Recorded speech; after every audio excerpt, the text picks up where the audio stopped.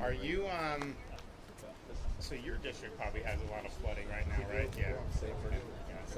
You too. Yeah, I flew over there. Yeah. Good. Well, good afternoon. It's great to see you guys. Thank you all for joining me here in Volusia County. I have Secretary of the DEP, Shawn Hamilton. We have state reps, senators. Is Mike Waltz here? He was on the list of the thing. He's not. Then we have the sheriff. We have Jim Judge from the Emergency Management Department. You know, people focus a lot on, of course, Hurricane Ian hitting landfall Southwest Florida. Major impacts. We've been there a lot. But we came today to get a brief from the folks here in Volusia County. You obviously see you have damage on the coast. Then you have ongoing issues with some of the flooding that we see further inland. And these are issues where you had 20 inches of rain drop down on different parts of central Florida. And if you look at that map, it's like from southern Sarasota all the way into central Florida, into Volusia, and even up the coast a little bit from here was really a historic event. So we've seen flooding. I was just in Osceola County looking at some of the neighborhoods that are, fortunately what I saw today, the homes, the water did not quite get up to the homes. In many places of Florida, including here, you had the homes that actually were flooded. Makes it a lot more difficult once it gets inside your home. Sometimes you can repair it, but some of the flooding was so extensive, the homes are now destroyed in different parts of the state. But the issue is you have all this water that's built up, and the coastal areas drain a lot easier. But when you're further inland, it's got to go, depending on where you are in this part of the state, goes north through the St. John's, or it goes south and ends up down in Lake Okeechobee. But all this stuff is very high right now, so you got a lot of water that's still standing there. So this is an ongoing thing, and the impacts of this have been very broad. So we just want to make sure that we've been up and down places in Southwest Florida since the storm hit. We were there the next morning. It's interesting how nice the weather is. Like when a hurricane comes through, you go the next day, the weather looks so good. But it was just unbelievably violent in terms of storm surge, massive amounts of rainfall. But what we said is, okay, we're going to be ready to go. So we had search and rescue stationed, ready to go. Midnight, Wednesday into Thursday, you had the USAR teams heading into Southwest Florida. You still had a tropical storm going on, and they were heading in there. We had Coast Guard, we had local law enforcement, we had state agencies like Florida Fish and Wildlife, our Highway Patrol, all hands on deck to be able to help this effort. And there's been almost 2,500 rescues since the storm hit the state of Florida. There have been many rescues here in places like Volusia County where you had flooding, but also when they're going through these really hard-hit areas in places like Sanibel, Fort Myers Beach. They're able to go, and they've rescued people who probably would have ended up dying had they not had people there that early. So they've saved a lot of lives, and it's been really good. They've also searched all the search and rescue total. They've searched now close to 100,000 structures, particularly in those really hard-hit areas, searching for survivors and searching for what may be behind there. So it's really been a Herculean effort in terms of the search and rescue, and I think it's probably been as good as I've seen since I've been involved in any of this, even before I was governor. So we want to thank everybody that was involved in that effort. We actually had the Rear Admiral from the Coast Guard, McPherson, great guy. He was in our EOC in Tallahassee before and during the storm, and literally dispatching his coasties to these different places. If you look at what we also did with the power restoration, had 42,000 linemen stationed in Florida, many of these linemen coming from Texas, Alabama, all across the country. In fact, if you looked on I-10 going eastbound in the Panhandle, the number one thing you saw starting Monday morning of the week of the storm was utility trucks just pouring into the state of Florida. And so what ended up happening is the storm left the state, probably still had significant stuff Wednesday or Thursday afternoon, Thursday evening of last week, and they went on And we're now in a situation where you have over 99% Florida has power a week after the storm. And if you look at what they've been able to do, they're 100% in almost every part of the state. It's now 100% restored, of course, in Volusia and other places. But you're now down to, there's a couple pockets that the electrical co-op in Lee County are still working on. I know they've made some progress in Cape Coral. We surged a bunch of extra linemen there to try to get that all going. But then you have places like Sanibel where the whole system was just destroyed.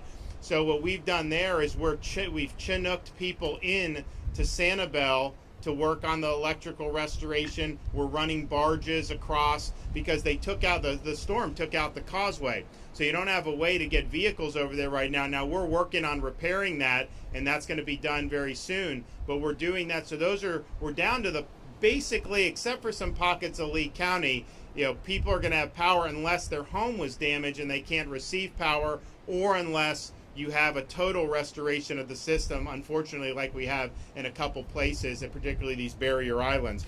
There was a place in Lee County called Pine Island. They had a bridge that was connecting Pine Island to the mainland, and the bridge got taken out. The road leading up to the bridge got taken out by the storm. And so people were saying, well, you just have to evacuate the island. It's going to take too long to fix this. And they asked me for help, and I said, okay, we'll do it. I mean, I have a big budget surplus. I've got a $500 million disaster fund. This is why you do these things, to be able to help. So we were able to go in, and in 3 days we restored the bridge. So they're now going to Pine Island, back onto the mainland. We've got massive Publix trucks pouring in there. You've got utility crews now swarming all over there to try to get everything back up and running in terms of the power. And now, of course, the civilians are able to come and go, because people don't want to leave their homes. They want to be on their homes. They want to be able to access the island or access the mainland, and so we've been able to do that, and we're really happy about that. We now have, as of 12 o'clock, there's not a single county over 20%, and it's really Charlotte is 17, but that's going, I think it's now 14 after that. That's going to go down, probably be done today or tomorrow, and then it's just the pockets of Lee that need to be done. So, and if people have lived in Florida a while, sometimes this power was out for weeks in the past in the storms. Even in situations where you weren't even in the eye of the storm, you may end up not having anything. And that's because if a storm comes and everyone's dilly-dallying, well, that's time off the clock if you don't start for 3 or 4 days. And so we had people in there right away. I think it's made a big difference. And you already see in Lee County, Friday after the storm, I remember Publix was already back open in places like Cape Coral and other parts. Walmart came online soon after that. That's made a big difference. We've had these points of distribution all around the state, and we did those immediately. Water, food, blue tarps for roofs, all these other things, and that's great. We'll do it.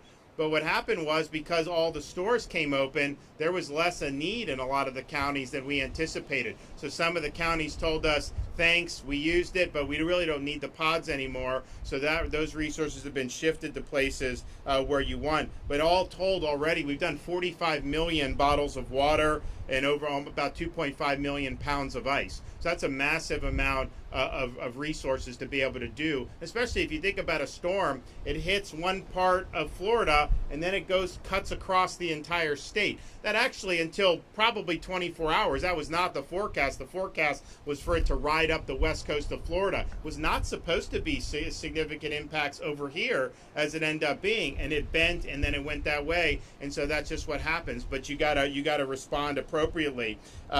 We've had fuel in Southwest Florida. It's been phenomenal. People were able to get their fuel. We're using Elon Musk's Starlink internet devices. We've deployed 375 of those devices. You put the device down, it gets it from the satellite, and then you can just log on with your phone and you get crystal clear internet. It's honestly better internet than I think a lot of us are normally used to using. So we appreciate that. We're going to continue to be able to use that. We've now cleared 5,200 miles of roadway, and there have been 2,507 bridges that have been inspected and reopened, and many of those were done very quickly after the storm, and so that just keeps traffic flowing. It keeps everything going. We know that there's going to be a lot of needs, and not every need is going to be filled by what the state programs are. We've got a lot of programs we now have operating. We have disaster reemployment assistance. We have business interruption, no interest loans. We've got stuff. FEMA has now approved a number of counties, including here, for individual assistance. So you're able to go in that and do it. And hopefully all that's enough, but we also know sometimes the needs are a little different. So we're enlisting the private sector and charitable groups into helping out, and we're putting our money where our mouth is. And the First Lady of Florida has really led my wife Casey on FloridaDisasterfund.org.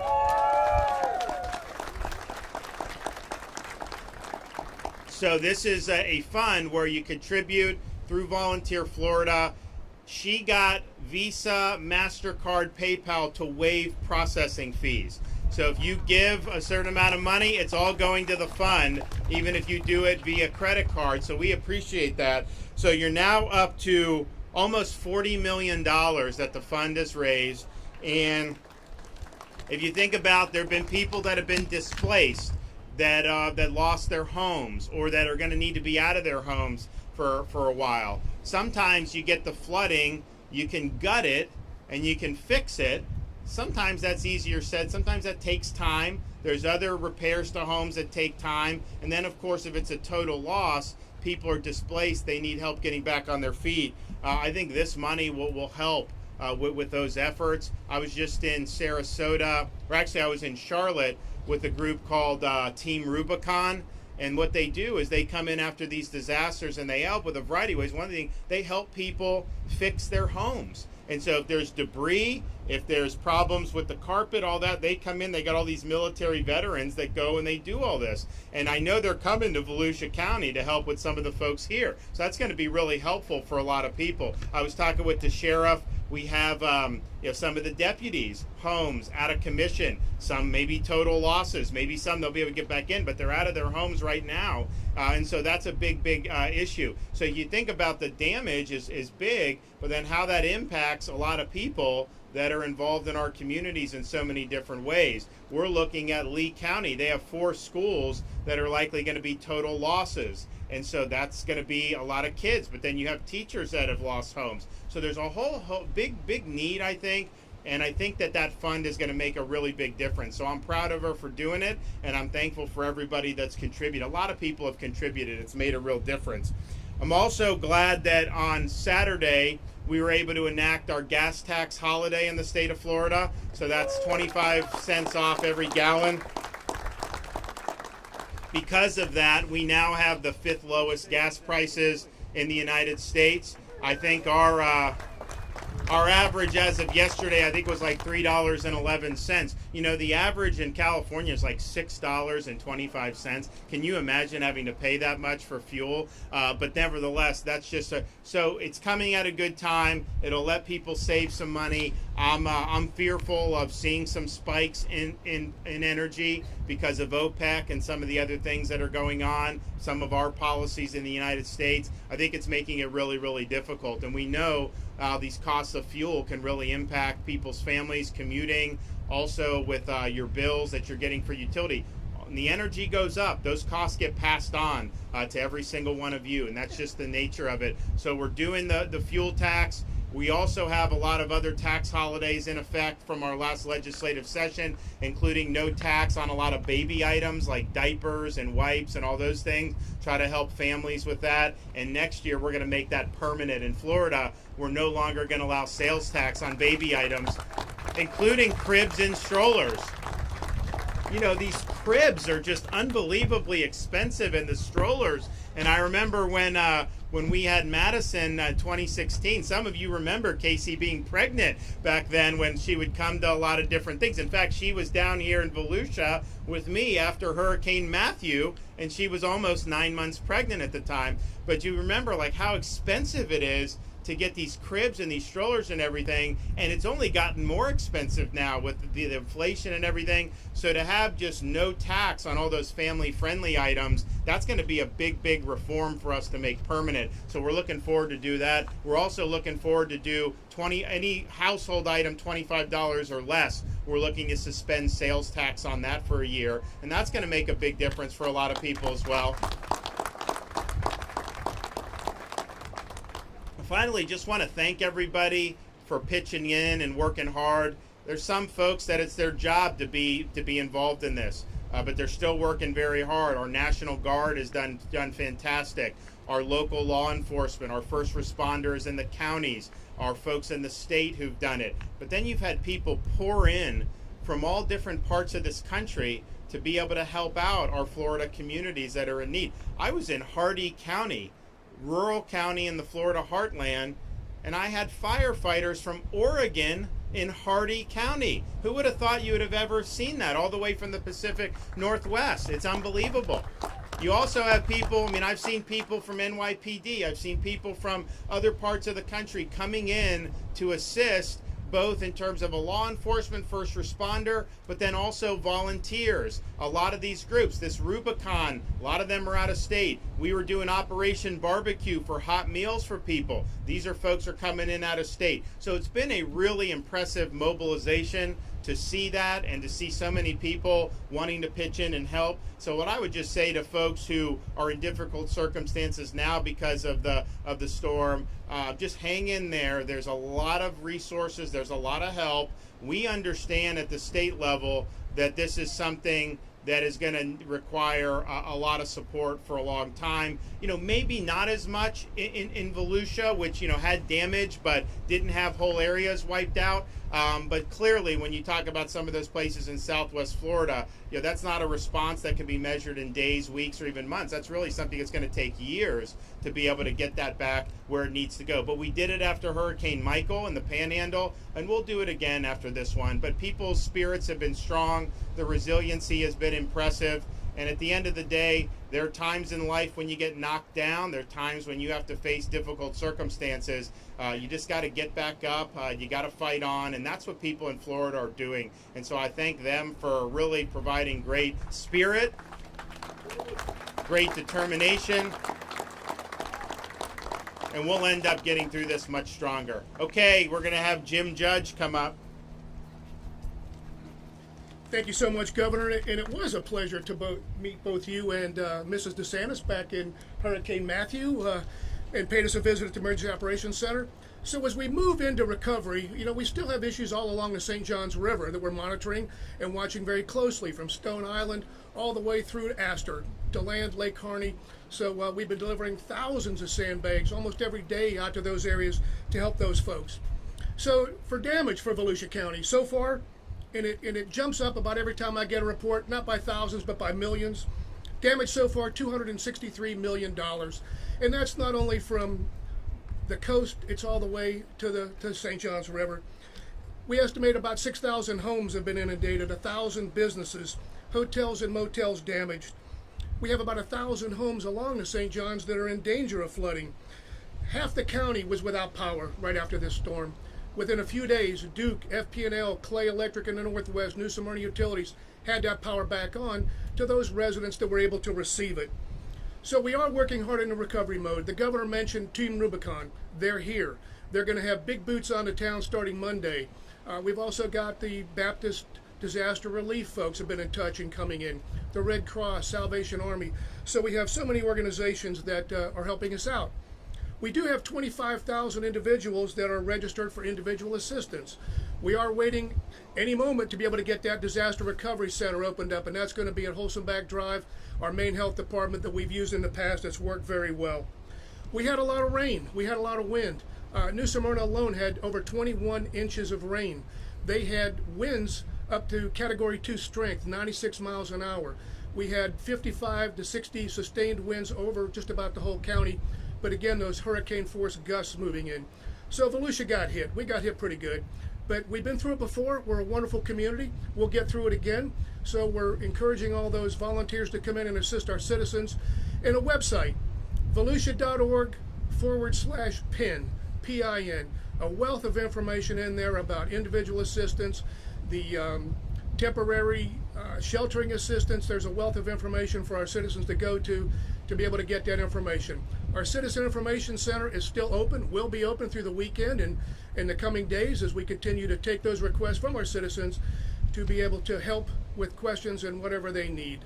So with that, I would like to invite our sheriff, Mike Chipwood. You want to go? You're up. Okay. I wasn't in the program. You sure? He's used to the EOC. I've learned if a sheriff wants to speak, you let a sheriff speak. So, anyway, thank you guys for all you're doing, and it's hard to believe it's been just a little over a week since Hurricane Ian came ashore, and to those who have been impacted, I'm sure it seems like a lot longer. You've heard about it and you've seen it, about the unparalleled coordination. This was a historic storm with historic impacts, but I argue that the response has been equally historic. And I would like to say that happens for no other reason because of the leadership of our governor, setting the expectations.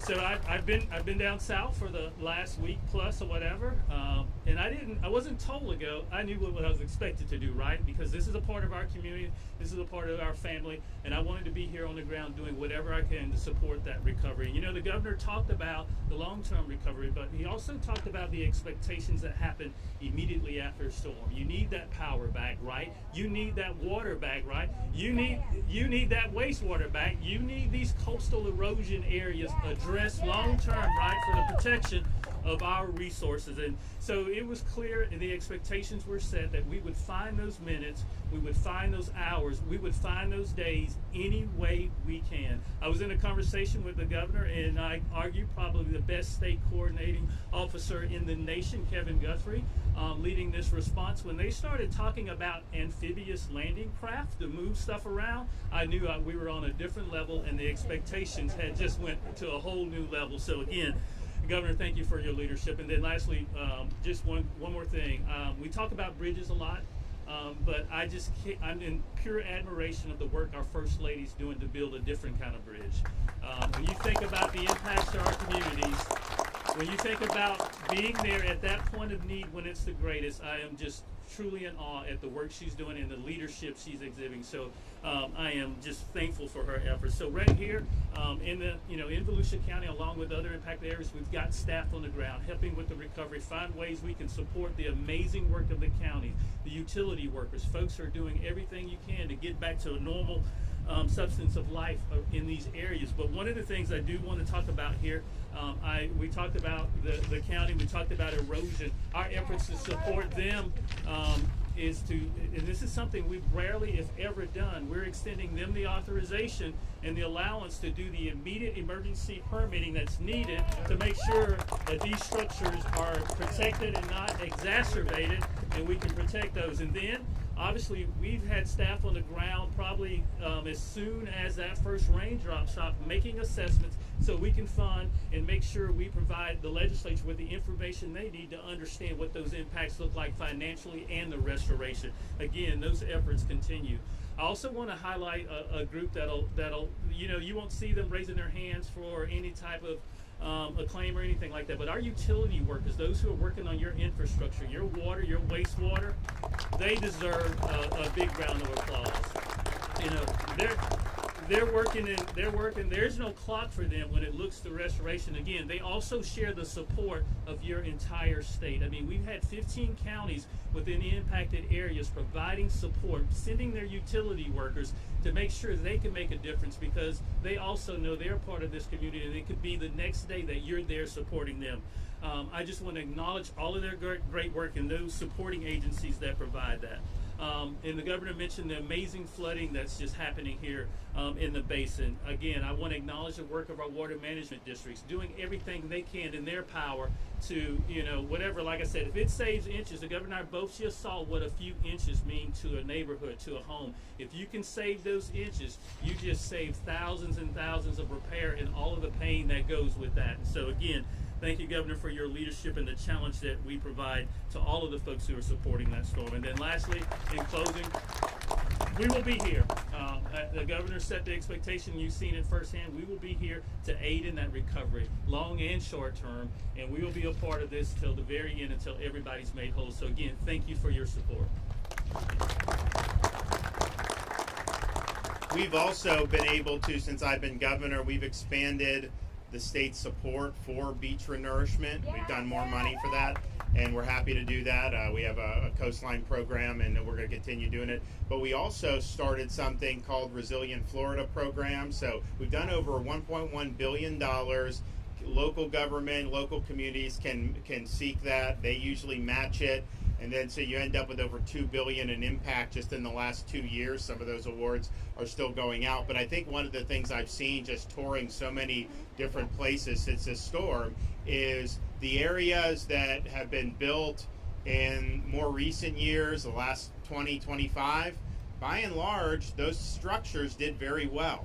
You don't see as many roofs blown off of a house that was built 10, 15 years ago than you do the ones built in like the 50s or 60s. That's just the nature of it. And so, and then as you've seen more efforts to make the electric grid and the electric infrastructure more resilient and hardening that, that's part of the reason we were able to get the power on so quickly compared to other storms. Yes, you stage the workers, of course, but if all the infrastructure is getting totally wiped out, then that's much more difficult for restoration. But what we found is a lot of that really held. Yeah, you have power lines down or whatever, but the core infrastructure did very, very well by and large. And I'd say the same thing with some of the roads, some of the stuff that was new. Same with some of the homes. You do see the impact of that, and so I think we were right to do things like we have with the resilient coastline, like we were able to do with resilient Florida. We'll keep doing that, but I think the damage would have been a lot worse, particularly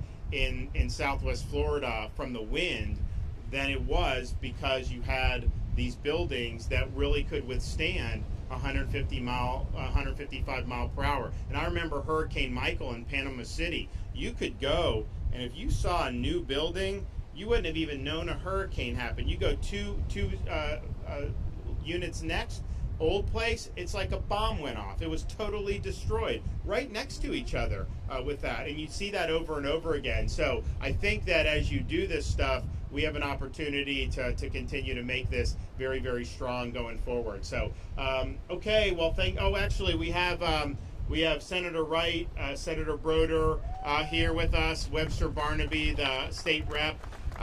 You guys want to say anything? We're just proud to live in Florida. Proud to be here. You good? Okay. And you have Seminole and Volusia flooding right now, and you have in your district. Did you have flooding? Oh yeah, yeah. Right here. We have erosion. Erosion's everywhere. Today, just dropping off. Need help. Yeah. Well, we know. Yeah, that's why we're here to be able to get that backdrop. So, okay, everybody, thanks so much. We appreciate it. God bless.